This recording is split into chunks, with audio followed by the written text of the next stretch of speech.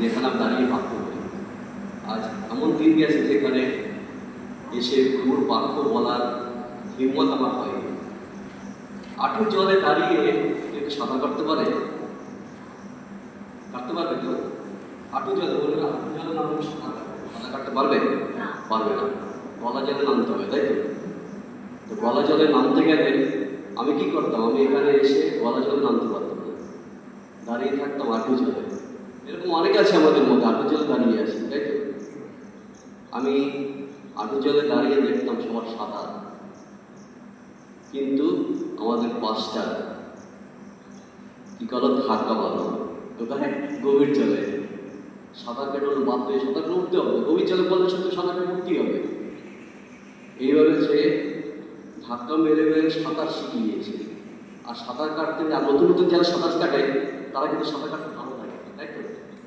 আমারও ভালো লাগে সাঁতার কাটতে, যে সাঁতার জন্য কাটতে পারি। জীবনে কোনোদিন ভাবতে পারিনি যে আমি এখানে প্রচার করবো দাঁড়িয়ে। এক সময় হোটেল লাইনে কাজ করেছি। হোটেল লাইনে আপনারা জানেন, যারা কিচেনে কাজ করে তারা কিন্তু বেশিরভাগই বিভিন্ন রকমের ছেলেমেয়ে, তাদের স্বভাব চরিত্র কিন্তু সবার ভালো না। আমি কিন্তু তাদের সাথে মিশে গিয়েছিলাম। আমি ভাবতে পারিনি আবার আমাকে এখানে আসতে হবে। এক সময় 90 সালের সময় যখন সুশান্তকে ছিলেন আপনারা, সুশান্ত রায়, এ কিন্তু গান বাজনা খুব ভালো ছিল। ও আমাকে নিয়ে কি করতো, আমরা একসাথে করতাম, তো সেখানে গিয়ে আমরা একসাথে কিন্তু গান বাজনা করতাম। গিটার বাজানো, হারমোনিয়াম বাজানো সবে কিন্তু প্র্যাকটিস ছিল আমাদের, করতাম। পরিস্থিতি অনুযায়ী এমন একটা পরিস্থিতি পড়ে গেল, আমি কিন্তু ছেড়ে দিয়ে চলে যেতে হলো হোটেল লাইনে। হোটেল লাইনে কাজ করছি, কিন্তু 8 বছর কাজ করেছি সেখানে। সেখানে তো গানের আমার শখ ছিল, সেখানে সিনেমার গান, যিশুর গান, সিনেমার গান। এমন একটা পরিস্থিতিতে পড়ে গেলাম, বাধ্য হয়ে এখানে কাজে গেলাম। কাজে এসে আবার এখানে গিয়ে যখন দেখলাম হারমোনিয়াম, দেখে ইচ্ছে করলো আবার বাজাতে, আবার শুরু করলাম। এইভাবে ধীরে ধীরে ধীরে ধীরে এখন এমন একটা পরিস্থিতি এসে গেল আমাদের মধ্যে। একদিন পাদ্রীবাবু আসলেন, সময়ের পাদ্রী, যিনি ধাক্কাটা মেরে আবার সেই গভীর জলে ফেলল। যিশুর প্রেমে যদি গলা জলে ডোবা না যায়, কোনোদিন যিশুর বাক্য বলা যাবে না। আমরা কি করি? গভীর জলে নামি না, আঁটু জলের থেকে আমরা প্রচার করতে আসে। প্রচারের বিষয় হচ্ছে মৃত্যু।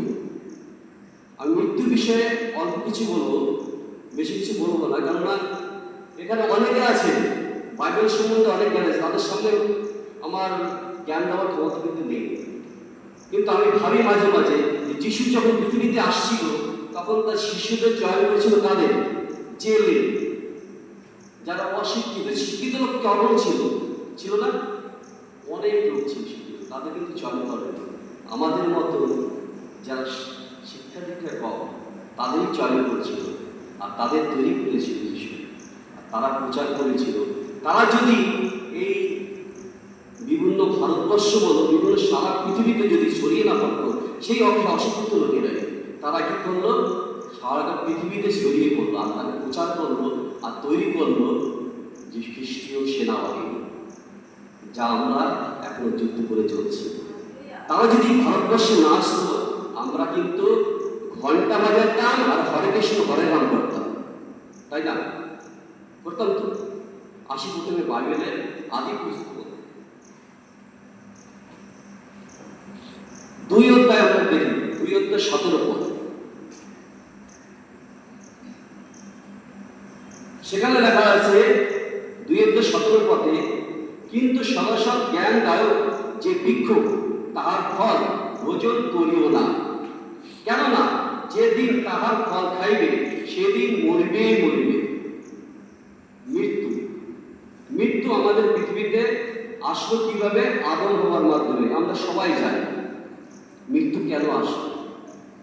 সেই দিনটা ঈশ্বর, সেই যে অপরাধ করেছিল আদম হওয়া, তাকে কি ক্ষমা করতে পারতো না? একটাই তো অপরাধ করেছিল, অবাধ্য হয়েছিল, আর অবাধ্যের ফল পাপ। পাপের বেতন কি হলো? মৃত্যু। ভেবে দেখুন, আজ পৃথিবীতে যদি মৃত্যু যদি না থাকতো, মানুষ ঈশ্বরকে ডাকতো না। ডাকতো?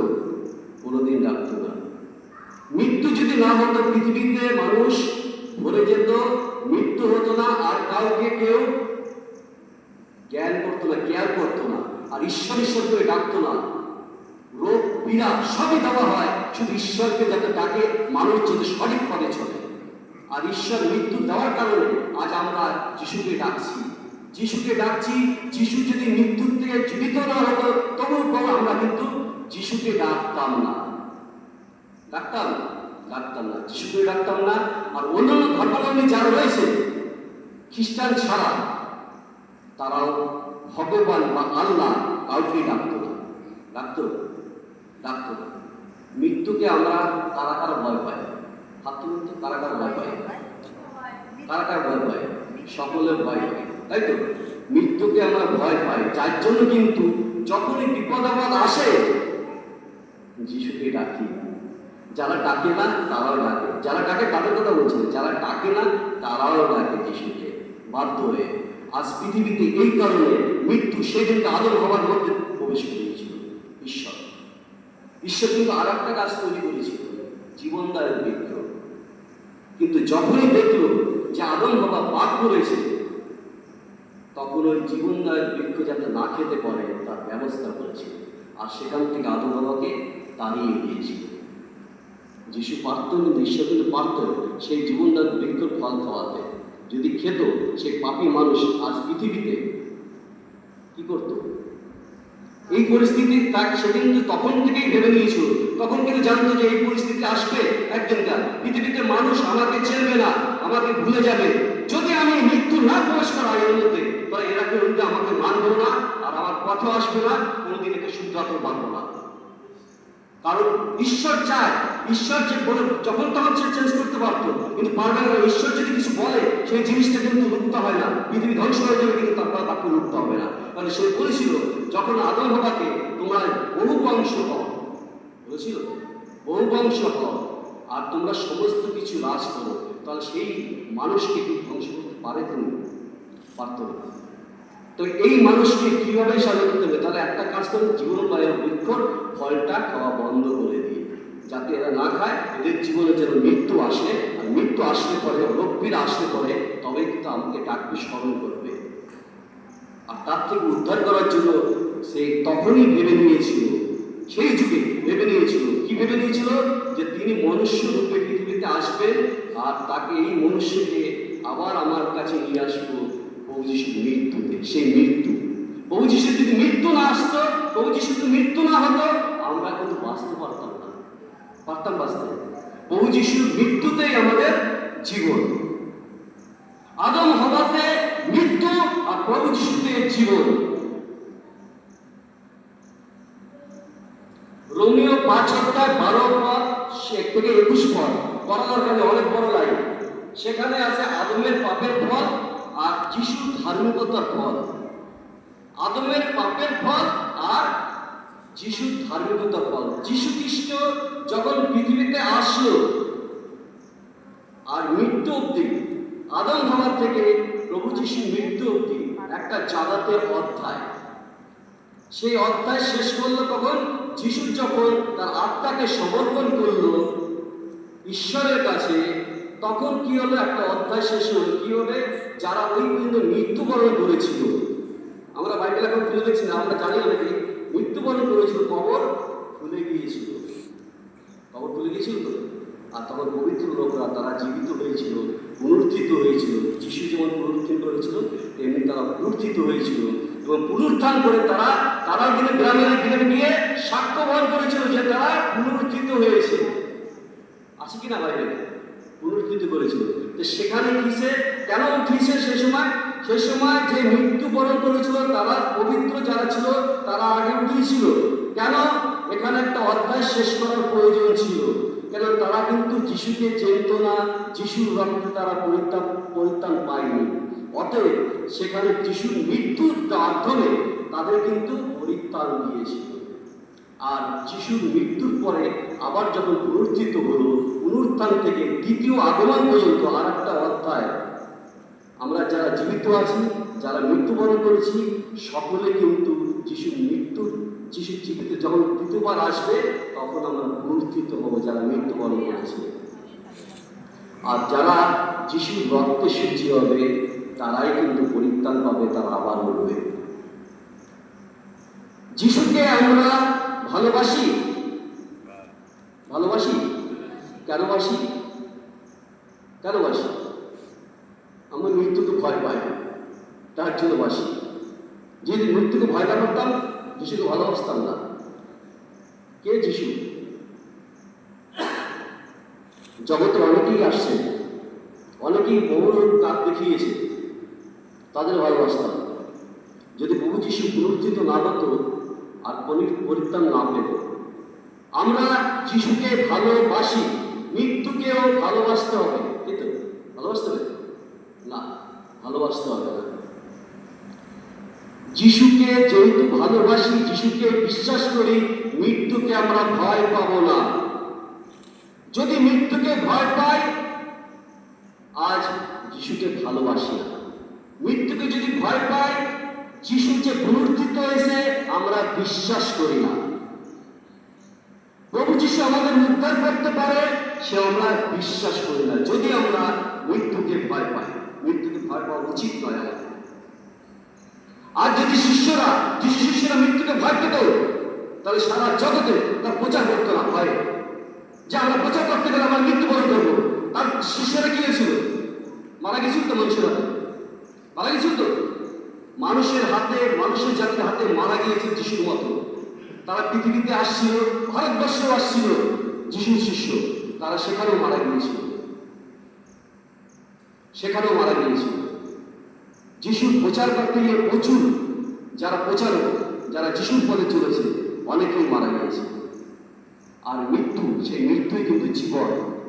যতজন শিষ্যরা মারা গেছে, তত পৃথিবীতে খ্রিস্টীয় ধর্ম প্রচারিত বেশি হয়েছে, আর ততই খ্রিস্ট জীবন তৈরি হয়েছে, আর ততই খ্রিস্ট সেনাদল তৈরি হয়েছে। আমরা পৃথিবীতে এখন সব থেকে বেশি খ্রিস্ট ধর্ম, যিশুকে পাচ্ছি, যিশুকে জানি আমরা। আর পৃথিবী এই মাঝে প্রচার, আজকের দিনটা 6 জুলাই কি বাবা ভাঙা কি করেছে যে পৃথিবী ধ্বংস হয়ে যাবে, 5 তারিখে বলেছে। কিন্তু বাইবেল কি বলে আমাদের? এইভাবে হবে? এইভাবে ধ্বংস হবে? যদি ধ্বংস হয়ে যায় তাহলে আমাদের বাইবেল মিথ্যা হয়ে যাবে, কোনোদিন হবে না। আমি সেই আমার স্ত্রীকে বলেছিলাম, দেখো বাইবেল যদি বিশ্বাস করো তাতে কিচ্ছু হবে না। আর দেখো তো কিছু হয়েছে? হয়নি। আমরা যিশুকে ভালোবাসবো কারণ, আর আমরা মৃত্যুকে ভয় পাবো না কারণ, দেখো যোহন লিখিত সুসমাচার 11:25 থেকে 26 পদ থেকে যিশু তাকে বলেন, আমি পুনরুত্থান ও জীবন, যে আমাকে বিশ্বাস করে সে মরিলেও জীবিত থাকবে, আর যে কেউ জীবিত আছে ও আমাকে বিশ্বাস করে সে কখনো মরিবে না। রোমীয় 6:23 পদে আছে, কেননা পাপের বেতন মৃত্যু, কিন্তু ঈশ্বরের অনন্ত দান আমাদের প্রভু যীশু খ্রিস্টের অনন্ত জীবন। আমরা মৃত্যুকে ভয় পাবো? পাবো না, উচিত নয়।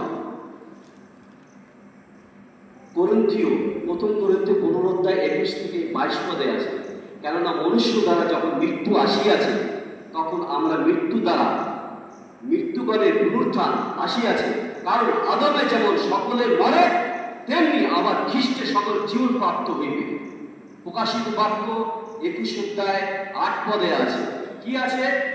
আর তিনি তাহাদের সমস্ত নেত্র জল মুছাই দেবেন। কাদের নেত্র জল মুছাই দেবেন?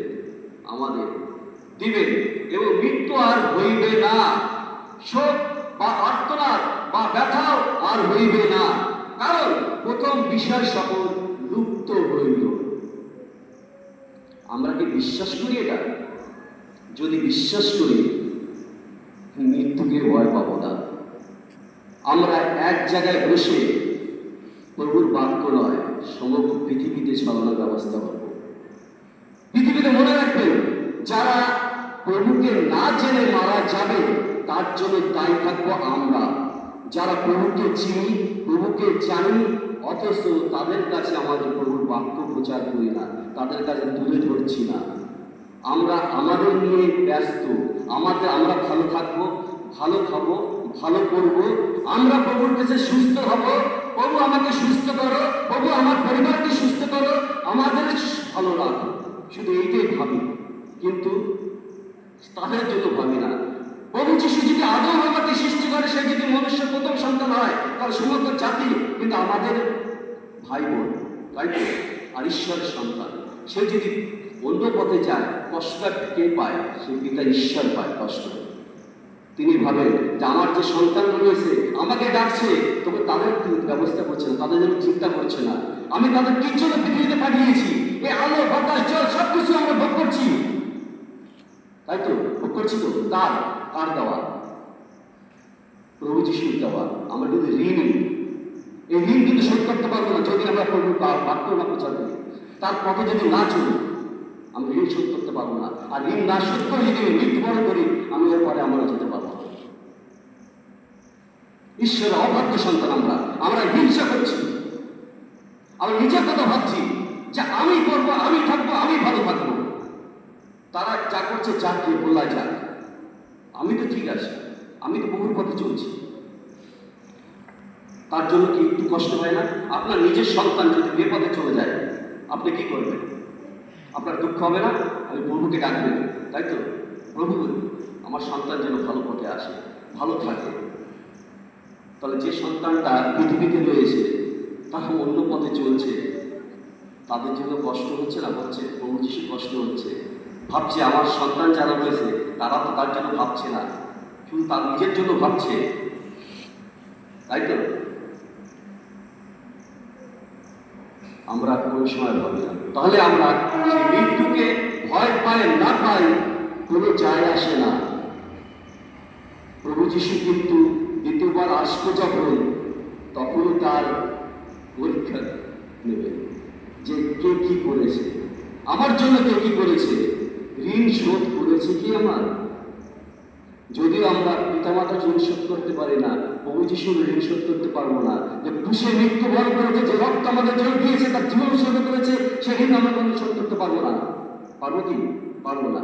কিন্তু এটুকু করতে পারবো, প্রভু যিশু যা বলেছে সেইভাবে চলি, অন্তত চেষ্টা করি তাদের পথে আনার জন্য, যেমন তার শিষ্যরা করেছিল। তারা তো পারতো, সে বেথলেহেম নগরে, সে জেরুসালেমের মন্দিরে, সেখানে বসে প্রভুকে ডাকতো, তারা তো স্পর্শ পেয়েছিল যিশু, তারা যিশুর সাথে চলেছে। তাদের প্রয়োজন কি ছিল? সারা পৃথিবীতে ঘোরা, প্রচার করা, কি দরকার ছিল? আর প্রভু যিশুর উপর কি দরকার ছিল? পৃথিবীতে এসে মৃত্যুবরণ করা। যিশুর প্রয়োজন ছিল কি? যিশু পৃথিবীতে এসে মৃত্যুবরণ করা প্রয়োজন ছিল? কোনো প্রয়োজন ছিল না। কিন্তু তিনি আমাদের ভালোবাসলেন, এতই ভালোবাসলেন যে তার জীবন উৎসর্গ করে দিলেন। সে ভালোবাসার তুলনা হয় না। আমরা হিসাবে কিন্তু ঈশ্বরের কেউ না। তিনি মাটি দিয়ে তৈরি করলেন, আমাদের মধ্যে প্রাণবায়ু প্রবেশ করালেন, মনুষ্য সৃষ্টি করলেন, এই পৃথিবী যাতে আমরা ভোগ করি, খাই খাই, আনন্দ ফুর্তি করি, এর জন্য তৈরি করলেন। কিন্তু এত ভালোবাসা, মায়া মমতা জড়িয়ে গেল আমাদের সাথে, যেহেতু প্রাণবায়ু যেহেতু দিয়েছে, সেই প্রাণটাকে তো নষ্ট করতে পারে না। অবশেষে পৃথিবীতে আসলেন মনুষ্য রূপে, আমাদের সাথে রক্তের সম্পর্ক তৈরি করলেন। এই রক্তের সম্পর্ক সে বলতে পারে না, তাই সে মৃত্যুবরণ করলেন। আসে মৃত্যুতেই আমাদের জীবন। প্রভু যিশু যদি মৃত্যু না করত, মৃত্যুবরণ না করত, আমরা জীবন পেতাম না। তাই ভাই বোন, আমরা একটা পাথুয়ার কুয়ার মতো, পাথুয়ার যে ব্যাঙ, সে ব্যাঙের মতো ঘুরে থাকি না কেন, আমরা যেন যেখানে যাই, যে পরিস্থিতি থাকুক, সেখানে যেন কোনো ভাই বোনকে আমাদের বাক্য, প্রভু যিশুর বাক্য যেন একটু বলার চেষ্টা করি। আর যেন আমরা চেষ্টা করি যে আমাদের, যেমন প্রভু যিশু বলছিল শিষ্যদের, জেলেদের কি বলেছিল? চলে ওখান থেকে মনুষ্য ধরবে, মাছ নয়, মনুষ্যকে ধরবে। আমরা যেন মনুষ্য ধরতে পারি, আমরা যেন সেই পথে চলতে পারি। পৃথিবীর ভয়ঙ্কর পরিস্থিতি আসতে আছে, এখনই পৃথিবীর শেষ নয়, পরিস্থিতি আসতে আছে। সেই পরিস্থিতিতে কিন্তু আমরা সে বাক্য প্রচার করার সময় পাবো না, সুযোগ পাবো না। আমরা কিন্তু প্রভু যিশুর বাক্য আর বলতে সাহস পাবো না, এমন দিন আসবে। কিন্তু এখন সুযোগ আছে, আমরা যেন প্রভু যিশুর বাক্য প্রচার করি। যে পরিস্থিতি হোক না কেন, আমরা যেন আমাদের এই প্রভুর ফিরে আসার চেষ্টা করি। পাদ্রীবাবু অনেকবার বলে যেন আমরা এই মন্দিরে আসি, প্রভুকে ডাকি, প্রভুকে স্মরণ করি, প্রভুর পথে চলার যেন চেষ্টা করি আমরা। আর আমরা যেন এইভাবে করে আরো আরো আরো যেন প্রভুর রাজ্য বিস্তার করার চেষ্টা করি। মানুষকে যেন প্রেম করি, ভালোবাসি। শুধু আমার পরিবারকে নয়, আমরা যেন প্রভুর পরিবারকে ভালোবাসি। আমার পরিবারকে না, প্রভুর পরিবারকে যেন ভালোবাসি। আর প্রভুর পরিবার আমি তুমি নয়, সমগ্র পৃথিবীর মানুষ। এটা মনে রাখবো। আজ শিষ্যরা যদি না আসতো, আমরা হরে কৃষ্ণ হরে নাম করতাম, যিশুকে চেনতাম না। আজ প্রভু যিশু তাদের ভালোবাসছে, তারাও আমাদের ভালোবাসছে। সেই শিষ্যরা, আমরা যেন তার শিষ্যের মতো কাজ করতে পারি। ধন্য তার নাম। জয় যিশু।